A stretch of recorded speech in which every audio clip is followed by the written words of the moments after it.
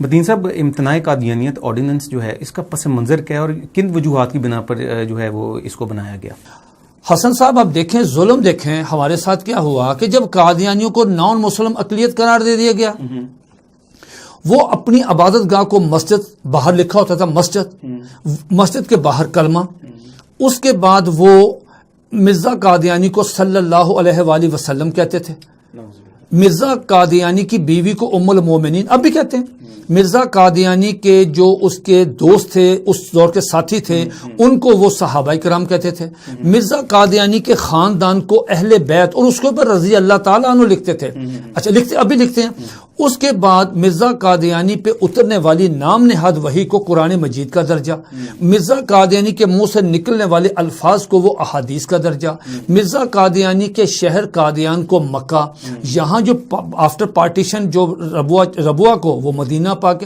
اب آپ اندازہ لگائیں کہ یہ شاعر اسلامی ہمارے وہ اپنے کفر منتبہ کرتے تھے، تو ہم نے ان سے کہا کہ یہ ہماری ٹرمنالوجیز ہیں۔ اگر ایک آدمی کہتا ہے ام المومنین تو ہمارا ذہن فوری طور پہ حضور علیہ الصلوۃ والسلام کی ازواج مطہرات کی طرف جاتا ہے، ٹھیک، لیکن وہ مرزا غلام احمد قادیانی کی بیوی کو کہتے ہیں ام المومنین۔ جب ہم کہتے ہیں صلی اللہ علیہ وآلہ وسلم تو مطلب یہ ہے کہ یہ حضور علیہ الصلوۃ والسلام کے ساتھ مخصوص ہے، لیکن وہ مرزا غلام احمد کا۔ تو ہم نے حکومت سے 10 سال تک حکومت سے مطالبہ کرتے رہے، بھٹو صاحب کی حکومت سے بھی 77 میں جنرل محمد ضیاء الحق صاحب تشریف لائے، ان سے بھی یہ مطالبہ تحریک کی صورت شروع ہوئی۔ تمام مکاتب فکر نے تحریک کی صورت میں حکومت سے کہا کہ دیکھیں یہ ہمارا جینون مطالبہ ہے، ہماری شاعر اسلامی ہے، کسی شخص کو حق نہیں دیا جا سکتا کہ وہ آئین کہتا ہے غیر مسلم ہے، شاعر اسلامی ہمارے استعمال کرتے ہیں۔ تو اس کے بعد یہ ہوا کہ 26 اپریل 1984 کو حکومت نے ایک آرڈیننس جاری کیا، اور اس آرڈیننس کو تعزیرات پاکستان کا حصہ بنا دیا۔ اس میں ایک سزا جو یہ پاکستان پینل کوڈ کے انڈر